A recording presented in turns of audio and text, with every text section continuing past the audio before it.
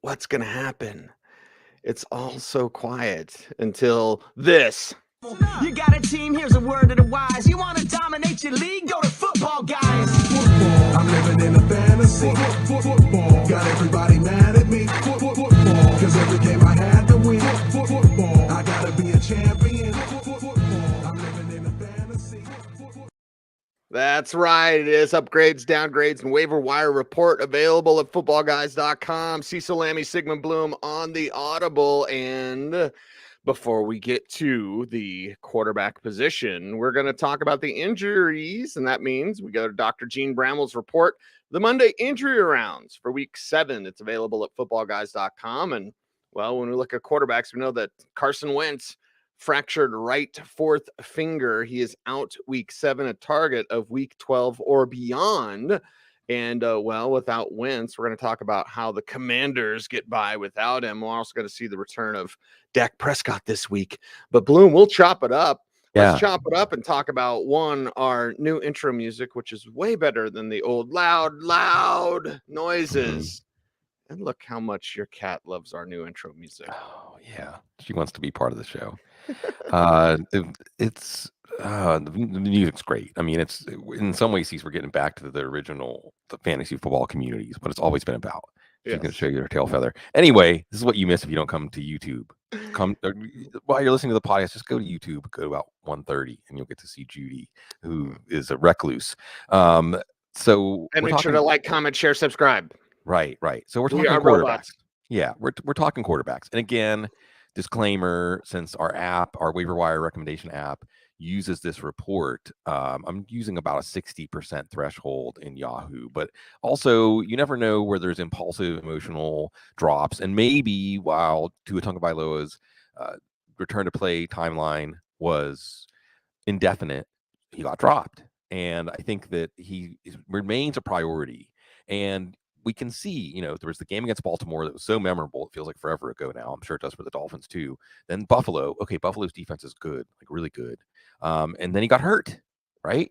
And then the time he was hurt, Teddy Bridgewater produced a lot, produced well.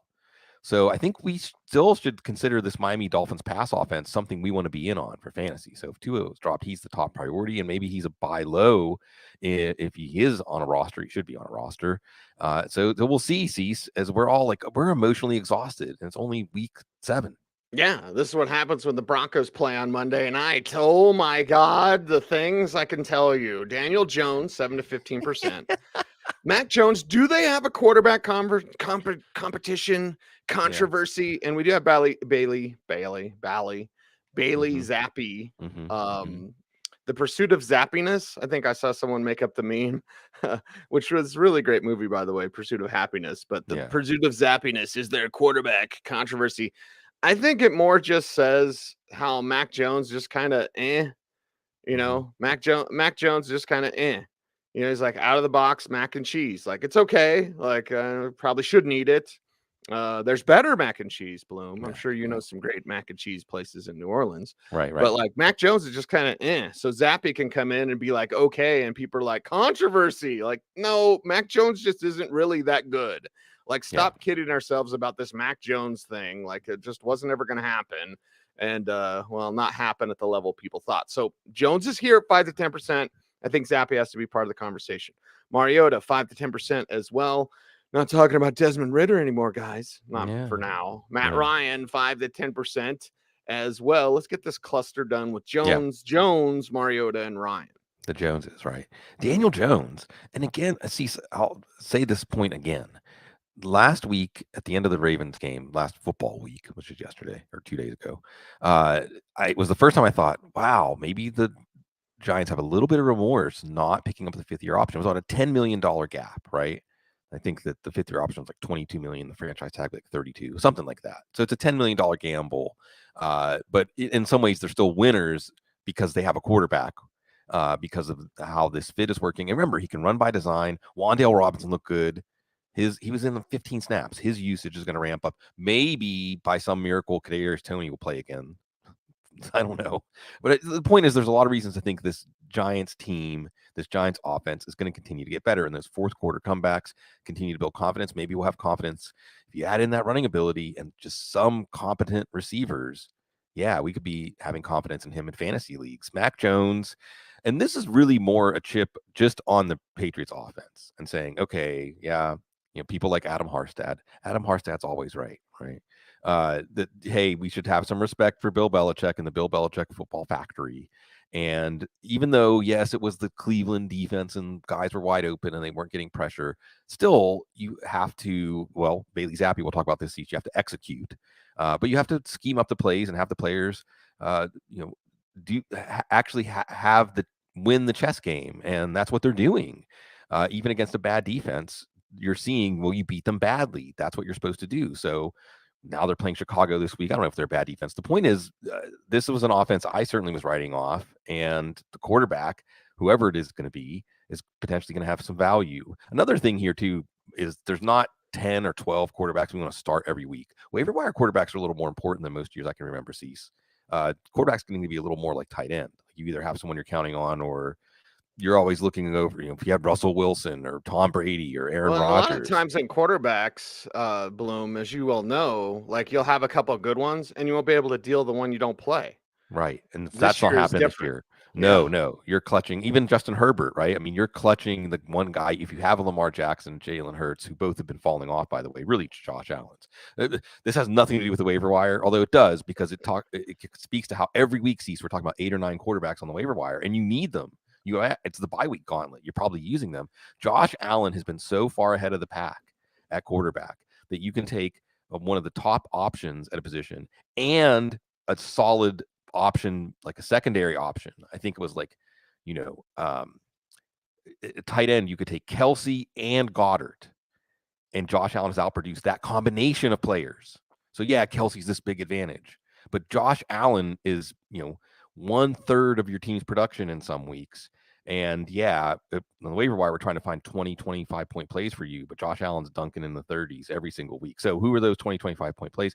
Marcus Mariota, he's executing, and he has to get a rushing touchdown or he's not really hit, but he's been doing it. It's this, again, it's the reinventing of this team as a throwback team, but Marcus Mariota, who's actually, how could we phrase this? He's displaying boldness in the moments that call for it, but he's still a very conservative quarterback. He's still game managing, but when the game gives him a moment where you have a choice, and the choice is to ditch that mentality for this moment because the game demands it, he's actually doing it. So Arthur Smith's not going to go away from him. See, you nailed it when you said no more Desmond Ridder talk, at least not for now. This team's now thinking playoffs, right? That's another thing about parity. There's all kinds of teams 6-7 weeks in, they're thinking, why not us? Right. Why not us? 7 teams in the playoffs. Why not us, Indianapolis Colts? I don't think Matt Ryan's going to throw 58 times going forward. Jonathan Taylor's still the identity of that offense, but there's knowledge that Frank Reich has when this offense is in this mode, and they can't do it incessantly, but they can mix it in where they need it, and it really flipped the switch for Matt Ryan for a lot of these secondary receivers. And Matt Ryan's going to be a boom bust play, but the boom was actually pretty deafening last week because of the volume. We'll see what he does against Tennessee. If I had to pick up someone for just this week, I think Matt Ryan would be the guy. If I had to pick up somebody looking ahead, maybe down the line, I think Daniel Jones has more potential. And then there's Marcus Mariota that, it's kind of vanilla, but hey, vanilla tastes pretty good right now, quarterback. Yeah, if I had to pick up one guy for just this week, it might be Zach Wilson. Oh, there's a Broncos rant coming. There's a Broncos rant coming. It's a Broncos show. It is a Broncos show, but it's a waiver wire show. We got to talk about the upgrades, downgrades, and waiver wire report. Why can't I speak English? Available at footballguys.com. 3 to 5%ers, and let's just throw in everybody, Bloom. Yeah, because Justin Fields' this conversation. Yeah. Taylor Heineke is, although why is it Heineke? Right? Mm-hmm. Teddy Bridgewater, Sam Howell. That's more along the lines of where I'm thinking. Sam Howell, Milton. There's Mitchell Trubisky, and there is Zappi. But when the reports come out about Wentz, the contract situation, which you've detailed here on this show before, Bloom, it's like, okay, that kind of tells you where his contract's at and what they do there. But also it's like, well, don't we know what we have in Taylor Heineke? Yeah. And can't we see what we have in Sam Howell? I mean, it's the lost season anyway. If you're the Commanders, why not? Yeah. Let's talk about Justin Fields first, because again, I could easily see in 2 or 3 weeks feeling like he should have been the top of the list, except for over Tua. Tua, I have some strong confidence in that Miami offense as long as there's a competent quarterback. But let's not forget, 3 times the Bears got to the goal line against Washington and did not score a point. Did not score a point. 3 times. But if one of those is converted into a touchdown, Fields is a big fantasy success. If 2 of them are, Fields is one of the best quarterbacks of the week. Right. So I mean, it was a terrible night, and it was interesting that Justin Fields' national game sees got a lot of people saying, like, oh, there's probably stuff about him that you can't fix, and lots of analysis. I will say this. There's actually a lot of trenchant analysis and basically trying to tease out what we talk about all the time is where's the causation, right? Is it the offensive line? Is it the lack of receivers not hitting their landmarks? Is it Fields holding the ball too long? Is it Fields not trusting what he sees? Is it the offensive coordinators? And the answer is kind of, it's all of it, right? But it's like comparative negligence in law, like you're assigning blame and costs for the damage that's being done. Either way, in fantasy, like we kind of assume going in, unless you're a atrocious passing quarterback like late career Cam Newton, if you're a runner and Fields is getting better at running, you're going to be a productive fantasy quarterback. So there still might be something coming here with Fields. And we're going to talk more about the Bears when we get to the wide receivers. There's Taylor Heinicke. And hey, Taylor Heinicke gives you that, right? He's the heir to Ryan Fitzpatrick, right? I mean, he's going to just let it wing it. I mean, he's going to go for it. We have receivers. It's really good for Terry McLaurin. And so he's here to your discussion about why Taylor Heinicke.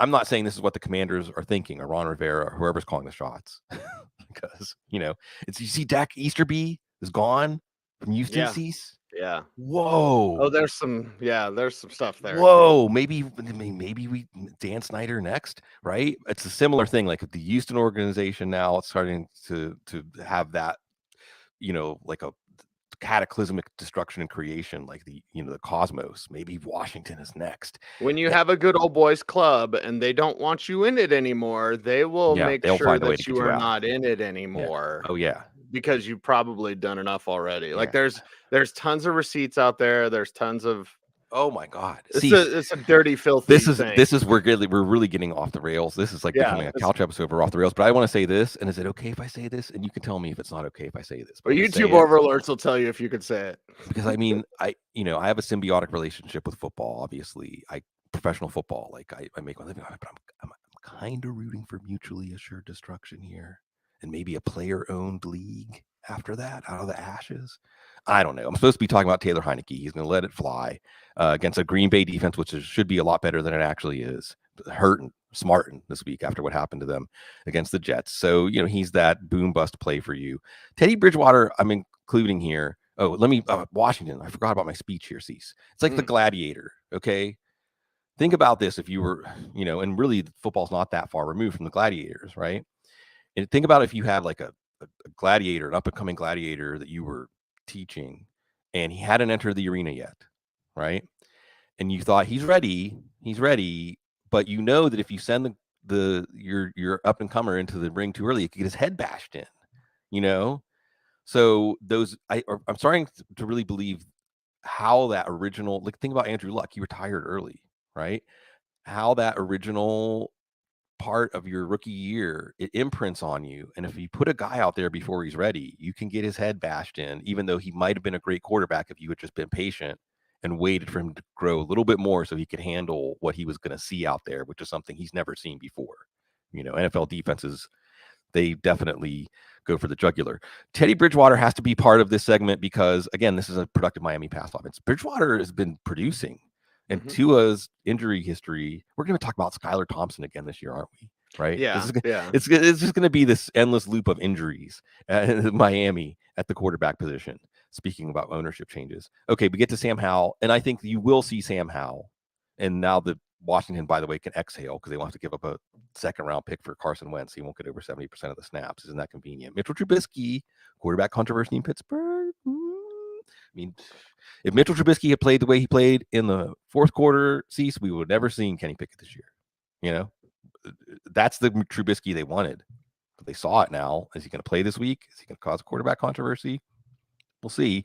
Mm. And then Bailey Zappi, and that's just fun. And look, whatever you want to say about Bailey Zappi, like, and this is also true about Daniel Jones. You can say, oh, it's the scheming, it's the play calling, it's bad opponents. They're doing it. It works. Fit, like you talked about in your great column about relatability and Russell Wilson. Fit. Bailey Zappi fits. That's important. He's not going away. Bloom, John brings it up about your hat because everyone loves your hat. Yeah. I want to set up a P.O. box where people can send you hats that you wear on the show. Bucket hats. Wait, sure. Bucket hats. Yeah. It would be great. Bucket hats and T-shirts too. I won't say I'll wear any T-shirt, but I would definitely push the limits. I would push the boundaries. Okay. That's what we like to do on this show. Also like to talk about football. And anytime, this is how you know it's a good idea, Bloom. Because I brought up player-owned leagues to people that would be able to influence that type of thing. And I usually get laughed out of the cocktail lounge. Right? Okay. Can we talk about always drinking? laugh? What is it? Okay? First they laugh at you. What is it? Yes. First they laugh at you. So you're well on your way. We're well on our way. And then they go, huh? Right. Maybe we should do player-owned leagues. Yeah, maybe you should. Maybe you should. The fruits of your labor, they're yours. Yes, they are yours. Okay, let's get to the running back position. That means Dr. Gene Brammel's report is back. It is available at footballguys.com. It's the Monday injury rounds from Dr. Gene Brammel, and we love him and we miss him so. J.K. Dobbins has the knee condition, day-to-day, questionable in week 7. This is where we're going to bring up Kenyon Drake. Windows, everybody. It's Windows. Where's the Gus Bus at, by the way, Bloom? But we'll get to all that and more. Jonathan Taylor, by the way, who you did mention when you're talking about Matt Ryan, questionable for week 7. DeAndre Swift, as we're going through the bye week gauntlet, as Joe said, he's probable for week 7. So again, check out the full injury report from Dr. Gene Brammel. It is available at footballguys.com. So running back position, and away we go on the upgrades, downgrades, and waiver wire reports. And there is Kenyon Drake. Now there is Justice Hill. Where's Gus? Okay, Gus a little bit further down. But 10 to 20% for Drake and Hill. There's 2 Ravens backs. Latavius Murray, 10 to 20% as well. I'm trying to contain myself. Brian Robinson, 10 to 20%. If he's out there, he shouldn't be. But if he is, so you have 4 significant backs. And with the Murray thing, it's like, remember, watch what they do, not what they say. I'm sure when Nathaniel Hackett talks later today, Happy Fun Baby Star will be like, we love Melvin Gordon.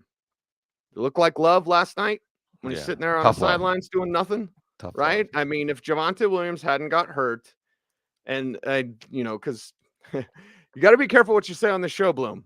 But people are like, the shows you do. Lammey reported that Gordon would. No. I'm just telling you, there was buzz. There were things that you could pick up on and be like, they are really unhappy. Yeah, with that's Melvin all. Gordon. That's all that stands for, and then obviously it's bearing out to be true.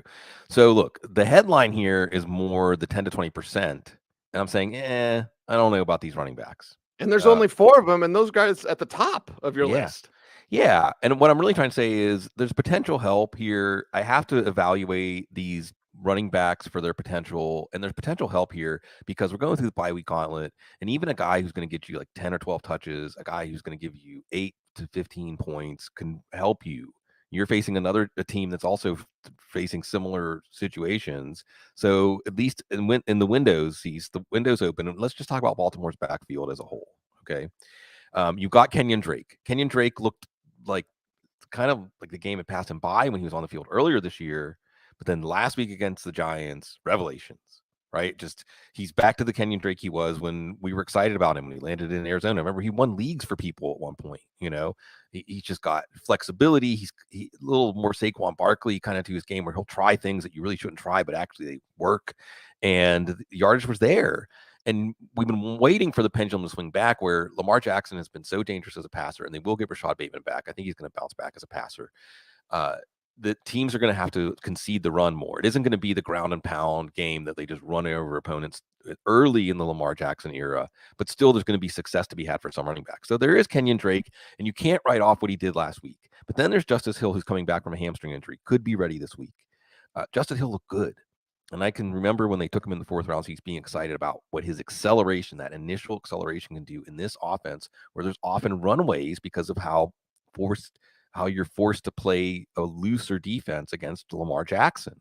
And it's coming to fruition. And then you have Gus Edwards. And the reason I have Gus Edwards 3rd, and this could be one of those situations where other people, well, no one's going to bid on Hill anyway. I think I'm higher on Hill than most. A lot of people are going to bid on Drake. Maybe it's getting the Gus bus because we know he's the actual good, consistent running back out of this trio. And the other thing here's J.K. Dobbins. This would really be a 4-headed backfield. It's another reason why I'm like, 10 to 20%. None of these guys are going to really move the needle. Now, injuries could thin out this backfield and make one of them more valuable, but who knows which one? Probably not one of the ones who had surgery last year. Well, they all had surgery last year, right? Broken ankle, Achilles, knee. So, I mean, what a band of backs. I'll just say Brian Robson real quick. He's going to give you that 8 to 12 fantasy points. He's going to get touchdowns in this Washington offense. They're going to be committed to him, even though he's kind of mediocre. He doesn't add a lot of value to what he does, but they like him there. Let's get to Denver, Cease, because this is another one. Can I just take a moment out to say, add this to the Cecil Lammey lore? You know, it's fun, Cease. Sometimes doing what we've done for as long as we've done, there's a certain kind of reaction you can get. Because, I mean, the most important thing is that we should say something interesting. And I'm not saying to make stuff up to say. It should still be based on some belief or conviction. But say something. If you're not exposing yourself to be really wrong, then you're not saying anything interesting. And every now and then, doesn't that say a lot about current like fantasy analysts? Like, Sure. There's a lot of people that just say stuff. Like, don't. I absolutely hate Bloom, and I'm gonna sound like a snob and aloha, but I don't care. Right. I'm an old man like DGAF We're mode, old, where I'm just like, I don't care, like whatever. It's I'm liberating. gonna say what I say, but there's a lot of people that like just look at the backup, right? The next backup is the hottest waiver wire pickup every week. That's not flipping true. You have to actually know football to talk about football. Anyway. Either way, too. And see, what I would emphasize is like having a certain humility in your takes when you're right or wrong, that indicates that you understand that you're going to be right and wrong again in the future. And that at no point in getting a take right does it prove that you have some special knowledge that nobody else has access to or something like that. So I just want to say that every now and then, there'll be a take you put out there, right? I put out there, you put out there. And there's a way that the reaction is like a certain kind of disbelief and a certain kind of pushback that they're just like, no way. And it makes you think, I'm on to something. It's like this weird counter indicator, right? And that was when you specifically were bringing up Latavius Murray. And it was because that Melvin Gordon, Dwayne's going to be on the couch this week. And we're going to talk in like an hour and a half. It's going to be great because Dwayne, and I love Dwayne. He was like, are you the back? Melvin Gordon was like keeping Devontae Williams from having a lead back role. And you're telling me the guy that they just signed off a practice squad is going to play over him, right? And Dwayne I love Dwayne, but the reality is, when I said to him, and I sort of snapped him out, I said, don't assume anything this coaching staff does is going to be rational. Like, what have we seen? What evidence is there that any of their decision making is rational?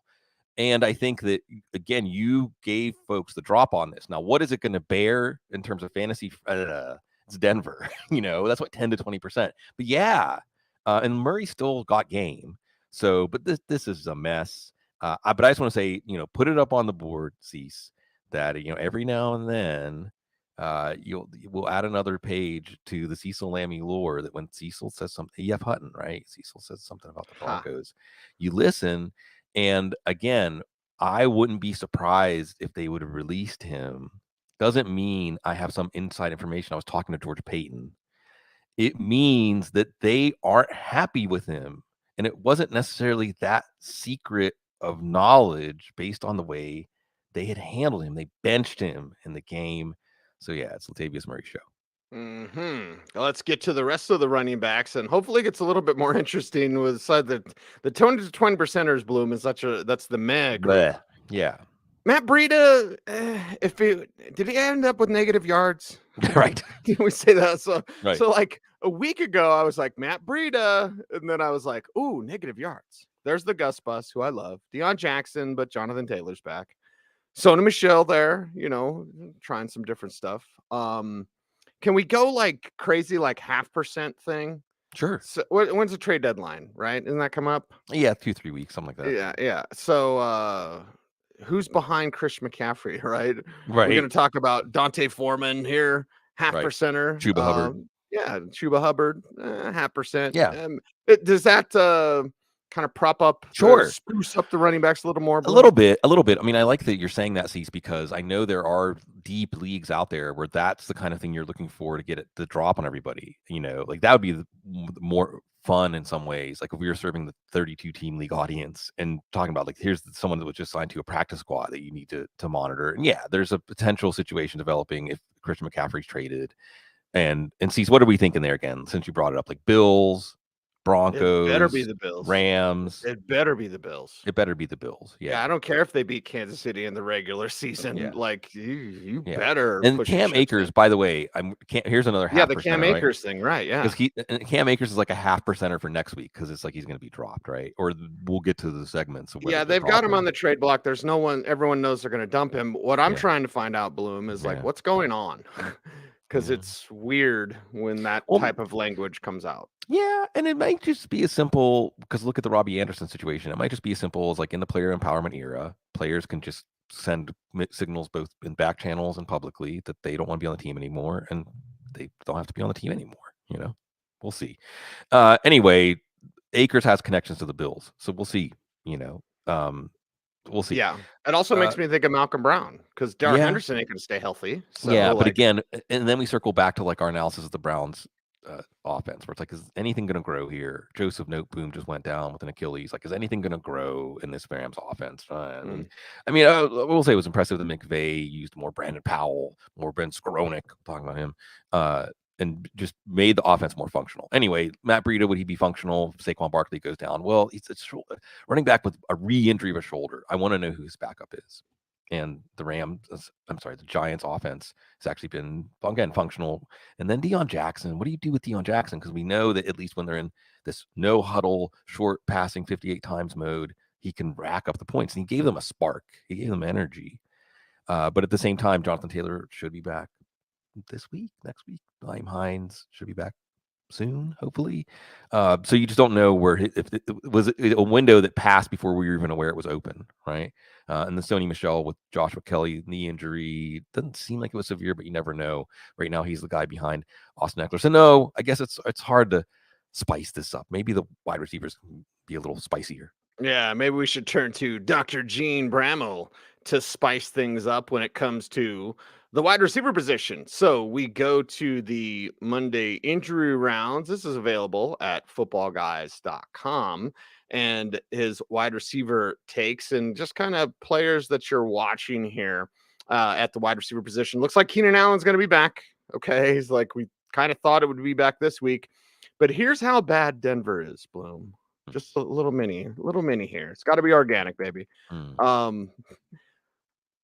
I'm pretty sure you could have looked at the game against the Broncos and said, nah, we'll wait. We don't need Keenan this week. Yeah. In a game where Mike Williams had 2 catches for 10 yards or whatever, like in the game where you were preparing against that team. So you could be like, nah, we're good. We need Keenan. If it was a game that you needed Keenan, you would have had Keenan. If it was a game that you didn't need Keenan, you didn't have Keenan last night. So there you go. Monday injury rounds available. Footballguys.com. That is Dr. Gene Bramall. Now, Sigmund Bloom's upgrades, downgrades, and waiver wire report. You mentioned it, Bloom. Yeah. There's Darnell Mooney, 25 to 50%. We love him. So let's talk about him. Yeah. And again, I hope not wasting folks' time. It may be not available in anyone's league. I understand, but it may be in a few leagues he's out there. But this can be a buy high, kind of. Not high enough. He should have had a touchdown, and he knows. I think he's an excellent football player. I think we're going to see him continue to grow with Justin Fields and then maybe with another quarterback. And if he's out there, I think you saw them use him more and emphasize him. They did what we would call for, is get the ball in the hands of one of your best players often. So that's really hopeful for his fantasy stock. And then again, it's a little bit spicier. And at least, some players, see, at running back, it seems like we're talking mostly about the players who are falling off, and maybe some guy's going to get a chance. But at wide receiver, we're talking about players who are ascending. We are talking about players who are ascending, and that means Chase Claypool, especially if Trubisky's back, for how long, who knows. Wan'Dale Robinson, Ooh. and when you see that type of player, you just get excited because you don't know what's going to happen. It's you can't guess what he's going to do. You can't really even see him at times. He's a blur out there. And the Giants, it's working 15 to 30% for Wan'Dale Robinson. And let's go ahead and throw in Tyler Boyd and Alec Pierce. They're 10 to 20%, so just a little bit behind, but you have changing situations and then players emerging like a young Wan'Dale Robinson to get you excited at the wide receiver position. Yeah. And this is a good week on the waiver wire at wide receiver. Not Wan'Dale Robinson, I have 15 to 30%. I won't discourage people if they want to go more aggressive than that because he was on the field for 15 snaps. And you can just see that he's the right player at the right time. The Giants were right. They traded down twice and they had a plan for him. And you could just see also the trust with Daniel Jones, the touchdown. There's a massive vacuum here. This offense is operating functionally. Easily see Wan'Dale Robinson as the number one receiver in this offense that is needing somebody. Chase Claypool, when the Steelers needed him, when Mitchell Trubisky needed him, he caught a touchdown. 2 third and long. See, I think, sorry, Joe, even though I'm just going there, right? Like after the Padres and the Dodgers, I felt like I was still tripping when I woke up Sunday morning. I mean, it was just, I couldn't believe that it actually happened. Like I might have died, and that was how my brain transitioned me into the next state. And to watch Mitchell freaking Trubisky convert 2 third and longs to beat Tom Brady at Heinz Field was still tripping. That's still coursing through my veins. And hey, Chase Claypool too, because what has he done, right? Where's his moments been? Because what we saw in the rookie year, Cease, is a player who can take over a game. Yeah. And we hadn't seen that. And he did. He and Trubisky did it. I'm trying not to get too excited about this Steelers pass offense because now you have Pickens and Claypool and Deontay Johnson. If you have the switch flicked on for all three of those guys, this can get kind of fun. Chase Claypool can be fun. And when Kenny Pickett's back out there, maybe it could be fun too. Tyler Boyd. And this is like smart blue chip investing or something where there's nothing that exciting about having Tyler Boyd, but in any given week, his floor is reasonably high. The cover 2 beating aspects of the Bengals offense, it's still going to focus on a player like Boyd. Plus there's the injury upside. T. Higgins has been banged up this year. So there's just a lot of ways to value for him. There's Alec Pierce. Now we've talked about him for 3 straight weeks on the waiver wire, which tells me that people are still slow. Rookie wide receivers, by the way, Cease. Rookie wide receivers, a theme this week. And Pierce caught the game-winning touchdown. His snaps are trending up. He's got that trust. And he's really a player that, I just want to talk about the rookie wide receivers for a second. And this is going to lead into Tyquan Thornton Cease. Something has changed. Something has changed because it's significant that we never talked about rookie wide receivers in these kinds of numbers. And it seems like every year now we are. And because it was year 3, you didn't judge a wide receiver until when I started doing this, like 20 years ago, you didn't judge a wide receiver until year 3. And Marvin Harrison wasn't Marvin Harrison until year 3. Right. And it was just premature to make any pronouncement about a wide receiver until year 3. And these days, we're making pronouncements early and we're right. I mean, most of the time, it's like running backs, like the initial impression. So maybe it's the position has been changed so the athleticism is more important. The position has been changed. So that these players coming on with fresh legs and athleticism, that the offenses are more able to make use of them. Anyway, Alec Pierce, you see his athleticism and you see his clutch hands on the game-winning touchdown. And then we can get to Tyquan Thornton. And this is a player I'm already having premature remorse about. Maybe he should be number 1 on the list as we're waiting for now. We find out this morning the Patriots to maybe make a move at wide receiver. Yeah, Patriots maybe to make, and then kind of in the Cam Akers thing. What's the Devontae Parker thing? No, it's more Nelson Aguilar and Kendrick Bourne. Okay. Yeah. All right.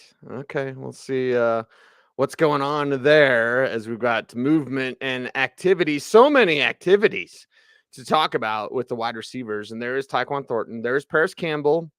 It's working. Allen Robinson made it on the list. And it's one of those, Bloom, where you're like, we wide net it. No, he might actually be out there. Yeah. And then there's Ben Skornick as well for the Rams to round out the list at 3 to 5%. Yeah, and in the chat room they're bringing up Khalil Shakir, and I suppose I should have him as a 1%er just because Isaiah McKenzie continues to shrink in the moments when he could be growing and making more prominent. Continues to be a problem holding on to the ball. Yeah, so Khalil Shakir's time should be coming. So I guess really, again, remorse. I will go in after we're done. I'll put him in. So I'm going to mention him. Got to mention Paris Campbell, and it was the 58 passes and short passing and so on. But I think there was some buzz from the team that they really feel like he's coming around now and he's staying on the field. Isn't that the most important? Can't make the club in the tub, can't grow unless you're on the field, and he's staying on the field. So I've always liked Paris Campbell as a player. It was disappointing to see how many times his development was stopped by injuries. Maybe there's something happening there. He's been a starter in this offense, so it's actually pretty nice. The Colts receivers are looking pretty nice right now with Pierce and Campbell and, of course, Michael Pittman. Allen Robinson, well, hey, a couple of times he looked like Allen Robinson that we remember last week. It was good, a winning contested catch, making some plays. It's still the Rams. It's still an offense that's going to spread the ball around now with Brandon Powell and Ben Skowronek. And the reason that they're on the same levels, Skowronek, again, his snap count went down a little bit. His snap share went down. But I think his blocking skills, especially now with Joseph Noteboom out, and it's bad for Tyler Higbee. You saw the bottom drop out of Tyler Higbee because this Rams offense is having to be resourceful. See, again, I'm reminded of those races. Paris to Dakar, I think, is one of them, where you win the race by staying on the road, not by being the fastest, but by being able to fix your car and figure out how to keep it running. That's the Rams offense right now. So you're really wanting to get a piece of that. So again, maybe it's another rookie wide receiver, Khalil Shakir. If you're bottom feeding, and then bye weeks, you don't often have the extra roster space to carry a luxury like that. But if you do, somebody who wouldn't necessarily start this week, Khalil Shakir can end up being that guy down the line. Okay, wide receiver position is done. It feels like we had a little bit of an island, Bloom, a little oasis with the waiver wire. What was it like last week or 2 weeks it's ago? getting spicy now. Yeah. Yeah. Because it started off where it was kind of like a yawner, and then we got some information and we got some data and we got some players, and okay, well, some more yawners this week. So again, Windows, waiting for your opportunity. I didn't even talk about Tyquan Thornton as I should. Nehemiah's cat in the chat room. So Tyquan Thornton, this is kind of an Occam's waiver thing. See, he scored 2 touchdowns. Right? So we're revising the Patriots offense to be not just a negative, but maybe a positive in terms of fantasy multiplier value. And now if you're going to take Nelson Aguilar or Kendrick Bourne out of the picture, and Nehemiah's cat pointed out in the chat room, real-time stuff here, that the Kelsey's salary contract was changed to open up a cap room, maybe about the amount that they would have to take on Kendrick Bourne's salary. Nelson Aguilar had a poor game. I think he had a couple of drops and something that led to an interception. He's a name with some buzz. And teams need wide receivers. This is certainly a position that teams are going to listen. Teams are going to pick up the phone if you say Bourne or Aguilar are available, especially if the Patriots eat some of Aguilar's contract or he restructures or something like that. And so there's a path to value for Tyquan Thornton. And I suppose that as I'm talking about this, there's a path to value for Devontae Parker that you mentioned, and Jacoby Myers still, and Hunter Henry, who we're going to talk about. So Tyquan Thornton, if he ends up being an impactful fantasy player, we should have seen it coming. He scored 2 touchdowns when he finally got used. That's right. Okay, everybody, let's get to the tight end position. And to do that, we go to Dr. Gene Bramall and his injury report. This is the Monday injury rounds report, which is available at footballguys.com. And I'll bring up a favorite picture of mine. There we go. Dr. Gene, get ready to fly in the old Tomcat, right? Yeah. So let's get to the Monday injury rounds and the tight end position, tight ends that we are watching. Oh, we didn't talk about the Packers situation because Randall Cobb's got the high ankle sprain. But well, you already know all the Packers wide receivers, and Aaron Rodgers hates them all. So tight end, questionable week 7 for Dalton Schultz with the PCL sprain. We're kind of watching that. Of course, with Dak Prescott coming back, you're going to watch and see, what kind of life does he breathe in? And they were fine with Cooper Rush. Can they be more than fine with Dak back? You're watching Dalton Schultz there as well. I certainly hope Mike Gesicki didn't hurt himself celebrating so much on his touchdown where he's doing the gritty. It's like, he still lost, buddy. Like, it should be your most important thing. Anyway, let's get to the tight ends. Again, your waiver wire reports available at footballguys.com, and 15 to 30% for Dawson Knox. Hey, there's Mike Gesicki, 10 to 20%. Hey, there's Hunter Henry. They actually used Hunter Henry. So yeah, 10 to 20% for him. We got a nice little cluster of tight ends there at the top. So let's talk about them, Bloom. And this is tight, and especially if you've been struggling at tight end, if these guys are out there, Knox could have been dropped because he's been missing time with injury, not doing very much. And I had to put him number one because he's attached to Josh Allen. It's just that simple. Yeah. You know, I mean, it's just that simple. But Gesicki's interesting because maybe this was the breakthrough. He had more snaps, and lo and behold, you use him in the pass game, he scores 2 touchdowns. And isn't he the perfect complement to Hill and Waddle, as defenses are going to have to play that? We want to have the deepest man on the field defense. That's going to open up the middle of the field for Gesicki. We'll see. Certainly a game like this can change offensive priorities and game plans. You hope that's what's happening here. And with Hunter Henry, he's on the field, even with Johnny Smith back. He's on the field like 100% of the time. 98, I think, is the actual number, which is crazy. I mean, most tight ends don't play 98% of the snaps, and he's getting open. And they have plays schemed up, drawn up that are working. And so why not? Why not Hunter Henry? He's been relevant in the past. And as I'm talking about this, I'm thinking about the Patriots offense, right? There's so many waiver wire takes this week that are connected to, and maybe this is more like, this is kind of an on the couch inside of the waiver wire show where it's like, I was wrong. So to me, because I'm catching up, because I wasn't accounting for the possibility that because it actually not just be a bad offense, but a good offense. Now we're catching up on what these players can actually do for fantasy. And maybe it's just that the Bill Belichick football factory is really like, it's like those old, what do they call it whenever someone has to spend like 8 hours watching a game, charting it? There's a specific name for it. It's like Belichick is big on it. I can't remember. But it's like those monasteries where you had to like copy the document like letter by letter, and you're doing it, or Danielson, wax on, wax off. Like, why am I having to do this over and over and over again? But it's really so that you have the fundamentals that like the whole encyclopedia of football are based on. And the Patriots maybe are just executing like that timeless football. And in this moment, so we were talking about some stuff off air, and I'm not going to bring it up, but football's continuing to change. One of it is like, maybe it's just like execution, and it's stamina is more important, and mental discipline and things like that. And the Patriots are just playing that old, what is it, the song? Give me that old time religion, that old time football on offense, and it's working. Yeah, well, it's a game where your will can be sapped. Yeah. So just stay out there, stay stubborn, and have more will than your opponent. Your job. Do your job. Robert Tunyon's 5 to 10%. Hey, we are talking about the Packers. There you go, Robert Tunyon. Daniel Bellinger, San Diego State Aztecs, baby. And there's Greg Dulcich at 3 to 5%. K. Dotton at 3 to 5% as well. Dulcich with the nice hair that I think he got pulled. Yeah. It was like, you're gonna have those locks. Someone's gonna pull on them.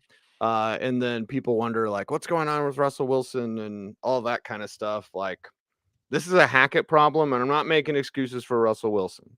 And Bloom, thank you for reading my piece at denverfan.com, Mile High Monday, about how Wilson needs to be more relatable. Because you can't be relatable when you're talking about your second chef. You can't have guys come in on Tuesday when you have a second chef. So your chef gets a time off. By the way, that's your chef, right? The Broncos have other chefs, but you have your chef. And when he needs a day off or he wants to go on vacation, you have a guy that backs him up. That's not relatable. When you're sitting there talking to practice squad guys that are thinking, how do I stay in the league? You're not relatable. So thank you for reading that. But Dulcich, can be a part of something larger? Sure, of course. We saw flashes of what he could do, and as that receiving weapon, to be sure. So I'm trying to stay calm, Bloom. I'm trying. It's difficult. But let's talk about Dulcich and the rest of these tight ends that are kind of rather interesting. You should be calm. It's a Broncos show, and it's the show within the show. How is it to be Cecil Lammey covering the Broncos, which continues to get more compelling as the Broncos continue to cause more angst among their fan base, and that's what they need you to be calm, Cease. You're the calming force. You're the calming force. The waiver wire is the calming force because there's help on the way. Robert Tonyan. How do you really analyze this? Right, 2 weeks in a row. Aaron Rodgers' struggle target. I'm frustrated with everybody, so I'm just going to throw to this guy because I know he's going to be racks up catches and yards. Is that a good thing? Is that something we should count on? It's kind of like garbage time, right? It's like the offense is in a mode they don't want to be in, and that player benefits from that. It's kind of like Tyler Higbee, and you saw the bottom drop out because it actually got worse for the Rams offense, and they went back to the drawing board. So is there lasting value here from Tonyan? I mean, what you wanted from Tonyan while you were drafting him was touchdowns, which it seems to be a challenge for the Packers offense right now. It shouldn't be against Washington. So hopefully he can bounce back. Daniel Bellinger, rookie tight end, breaking down the barriers there, but it's also a sign of just how empty this pass offense is. But he's got some athleticism, obviously underused, San Diego State. And there's Giants offense we're revising, maybe not to a good offense like the Patriots, but at least a functional offense. And we're factoring that into the values here for Derek Dulcich again. Maybe functional. Maybe he's part of how it becomes functional, But Right. hey, a 39-yard touchdown, that's a top 10 week at tight end. Just if you can catch a 39, there's not that many tight ends who can catch 39-yard touchdown, Cease. You got to be able to run to do that. And the position demands a lot more. This is a moment, by the way, I want to say that Tyler Dunn has a new book about the tight end. I think it's called Blood and Guts. So that's cool, right? We're on the tight end section. And Kate Otten, some Blood and Guts for Cameron Brate. But Kate Otten, he dink and dunk offense. He can sit down. He can catch those balls for 7 or 8 yards, get 5 or 6 of them. That's the story at tight end this year. Like if you can get that, you're like, okay, I'll take it. Evan Ingram, right? Right. Jake Ferguson does a pretty good Dalton Schultz impression, Cease. That was the rub my eyes moment. It reminded me Yeah. of young Alexander Madison, where I was like, is that Dalvin Cook? Like, no. With Ferguson, I was like, huh? Yeah, That's I thought not Schultz was hurt. Yeah. I thought it was Schultz was out. So like, that's no, not lost Ferguson. on the Cowboys. Yeah, the Cowboys know that's what Schultz isn't going to be back next year unless he takes some tiny paycheck compared to what the market would offer him. And Ferguson's going to be the guy, maybe the guy sooner than we think, like another rookie tight end even. But Dak Prescott's going to be back. That's something you have to factor in as you are projecting the value of these Cowboys players. Juwan Johnson is here because Adam Troutman's hurt. Foot, toe, ankle, something there, lower leg. And it is just Juwan Johnson on Thursday night against the Cardinals. I'm interested. Especially if I'm having to cover a bye, Dawson Knox, Dallas Goedert. Maybe there's something there for us. And I know, speaking of being calm, there's some things. We'll see. First, we get our feelings out, and then we kind of hug ourselves, Right. That's what we do on this show. I'm interested to know where Albert Okwuegbunam's going to get traded to. Traded? What? Probably not. Yeah. Right.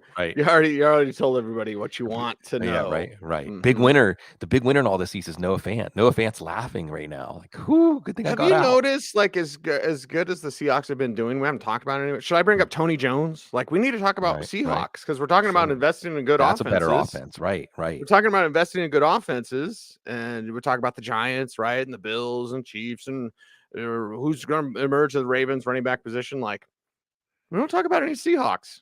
Yeah. Okay. Yeah. We'll see. Maybe. We'll see. But the problem is that the Seahawks defense was actually good this week, and Ken Walker. Oh yeah, if you didn't got this is going to be fun. It's just fun to watch. There's your heir to Marshawn Lynch as far as like the energy that he provided that stadium and that team. So it's just this might not have to be as pass happy of a team, and we'll see. So sometimes like we're seeing this with Atlanta. Sometimes what's good for the team is bad for fantasy football, and that's okay. That's right. Oh boy. All right, Bloom. There's always a line that you come up against and that we gently come up against, which is fine.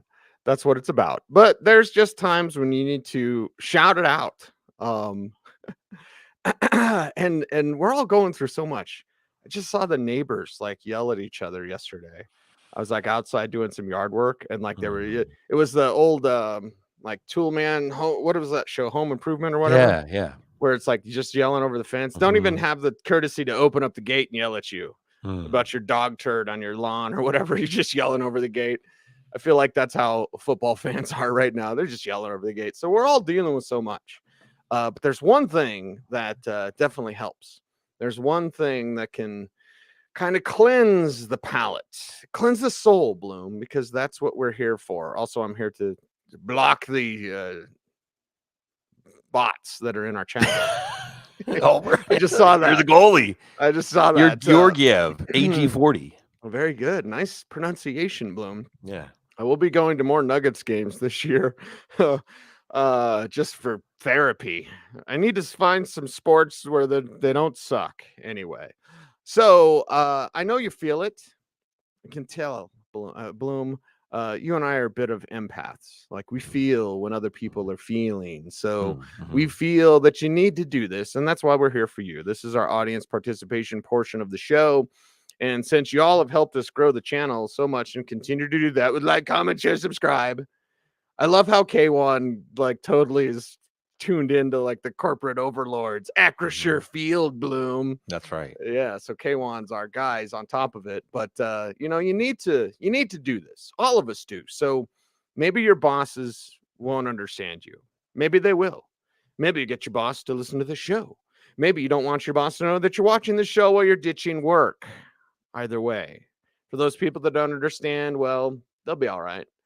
He's Sigmund, I'm Cecil, and it's time for you to join in with us because you must let it go and scream to the heavens, cue the chalk D! I'm always afraid I scare my dog when I do that. Anyway, she'll be all right. You'll be okay. Bloom, it's time for week 7, shut him down. Yeah, we'll shut him down. And I think Cecil, in therapy terms, you know, something that we can all learn. I maybe learned this a little too late in my life. That if the relationship's toxic, you can just say no. You can just not pick up the phone, not answer the door. You can just say no. You can cue the Chuck D on those toxic relationships with fantasy football players. Carson Wentz, we're not waiting around for the finger. Skylar Thompson, like you said, he gets hurt. Kenny Pickett, and in one quarterback league, I'm not sure he's getting the job back. It depends on how desperate you are, but you know, I think it's okay to drop Pickett for Trubisky, and we'll see what's going to happen. Pickett could be back, but I don't know. Running back, Cam Akers, again, probably going to drop him. We might be talking about him on the waiver wire, depending where he ends up.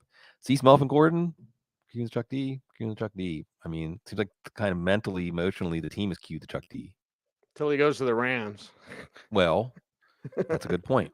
That's a good point. So, you know, I mean, the season that, again, that's where we're at, where the toxic relationships, it's about the toxic relationships between the team and the player. Breaking those relationships. I'm not going to say to pick up Robbie Anderson, all right, but maybe Cam Akers and Melvin Gordon. But, you know, if I had to drop Melvin Gordon to get the Gus bus, yeah, I mean, I think there's just more. It's not fantasy football. These moves that we want to happen don't always happen, but maybe it will. Antonio Gibson's a tough hold. I know he can play, but, you know, if I had to drop Antonio Gibson to get Latavius Murray, I mean, there's the arrows going up for Murray right now. It's going down now for Gibson. Probably queuing the Chuck D if there's anything interesting out there on the waiver wire. Joshua Kelly with the knee, queuing the Chuck D on him. Wide receiver, Randall Cobb, Isaiah McKenzie. Yeah, he's got the touchdowns, but you can't trust him in any given week. DJ Moore. I mean, definitely queuing the Chuck D on DJ Moore for Darnell Mooney. Probably for Chase Claypool. Probably for Rondell Robinson, like Elmer Fudd. Probably, I mean, even Taekwon Taylor, I'm starting to talk myself into, right? It's just with DJ Moore. See, so you even think that if DJ Moore does give you the game, right, the 8 for 110 a touchdown game, and you're like, okay, I'll play him. Then it's going to be back to 3 for 14 again the next week. You know, how do you, this is the classic sabotage drop. And I've got to say this for Paul Charchian. You make sure you do the sabotage drop early in the week so people waste waiver wire money on them to like complicate the waiver wire picture for them. That's the true sabotage drop, courtesy of Paul Charchian. Devin Duvernay, you know, we're riding, see, just like we are with these teams as a yo-yo with some of these players. With Duvernay, you know, Rashad Bateman's going to be back. They stopped using him as a out of the backfield. It just, the Ravens, it's getting a little more tough going. They are playing Cleveland this week, so we could be talking about Devin Duvernay again. But again, if I have to drop Devin Duvernay to get Thornton or Robinson, Yeah, Claypool, or of course, I might even drop Duvernay if it's Duvernay or a running back like Drake or someone like that if I need help. Certainly dropping Devin Duvernay for Hunter Henry, etc. If I need help at tight end. And speaking of tight ends, Cameron Brate, hope he's all right. His neck, I thought it was maybe a concussion in his neck. And Tyler Higbee, with the left tackle going down, I don't understand how you can picture him running a lot of routes in this offense and having it work. So I think that I might even be dropping Tyler Higbee for Cade Otton, just dropping him for just about anything. If it's 2 weeks in a row, we're definitely dropping Higbee next week, but I think we can see the writing on the wall with the Rams offense. Ian's Cat asks about Zay Jones. No, because Jamal Agnew keeps getting banged up. Marvin Jones is banged up. I don't think this offense is. So what we're having with this offense is it's productive to an extent, but it's not being concentrated or predictable. But I do think that Zay Jones still fits what this offense wants to do, and he's healthy-ish out of the receivers. Now, again, if it was Zay Jones or Saquon Thornton or Wan'Dale Robinson, it gets a little bit tougher. So I'm not attached to Zay Jones, but at the same time, I can see him coming back around again, giving us those 6-7 catches games pretty regularly. Okay, so we scream it out and then we give the big hug. And that's why you hold on in week 7. Bloom, who are those hold-ons? Yeah, there's some players that we want to wait and see. And I'm getting some questions too. There's some good ones in the chat room. Michael Gallup. Dak Prescott's coming back. I know Gallup can play, but at the same time, none of the ACL +1 guys are looking great this year. So Gallup is probably for the top picks. Pacheco, is it going to be like the passing game, or there's just not going to be any Chiefs running back we trust at all this year at any point? I still think there's a couple game streak. There's a window for Pacheco. If you have to dump him, you have to dump him. Like, would you rather Pacheco or Latavius Murray right now? Murray right now. Right. So these are good names. And look, and I've added the drop and hold advice to the waiver wire column, but it's much more difficult to find the players to drop than it is to find the players to pick up. So I appreciate everybody coming in with some of these names that I need to consider adding, even though they're not necessarily downgrades when it comes to the hold on segment. We have some players that are downgrades that we're still holding on to. Geno Smith is just because the running game and the defense worked, but we know what Geno can do when they need him to. Jeff Wilson had a rough game. San Francisco against Kansas City, we'll see. I'm not ready to drop Jeff Wilson yet. I don't know when Elijah Mitchell is going to be back. Don't drop Clyde Edwards-Helaire. Speaking of those Kansas City running backs, not yet. I still think that there's room for him to do more in the running game, in the passing game. We've seen him be the only running back that they're willing to use regularly who can be productive. Curtis Samuel, I'm not sure what Taylor Heinicke is going to do for Curtis Samuel. I'm not sure what Taylor Heinicke is going to do for this offense, but I think it could be closer to a return to the first 2 weeks when Carson Wentz was a fantasy stud and lots of mouths were getting fed in this pass offense. So I'm not ready to bail on Curtis Samuel. It's a tough call. If someone said I'm going to drop him for Thornton or Robinson, I'm not going to say you're crazy. Make sure you don't drop Jake London, even though if things are going Atlanta's way, they're going to throw the ball 15 times in a game. And don't drop George Pickens. That would be bad. Very, very bad. Very bad and very good for you to tune into the show, Bloom. Whew. Hope it was fun for you too. Yeah, it's a cathartic exercise for everybody, and it's the ritual where we turn the page. We're still absorbing what happened to us. This is life, Cecil. We're still absorbing what just happened to us, but we have to look ahead to what's next and plan and be ready. Plan, be ready. And stay frosty even. Yeah, that's it. That's what we do on this program. He is Sigmund Bloom. You follow him on Twitter at Sigmund Bloom. The show is at the Audible. I'm at Cecil Lammey saying thanks for watching, everyone. Stay tuned and stay frosty.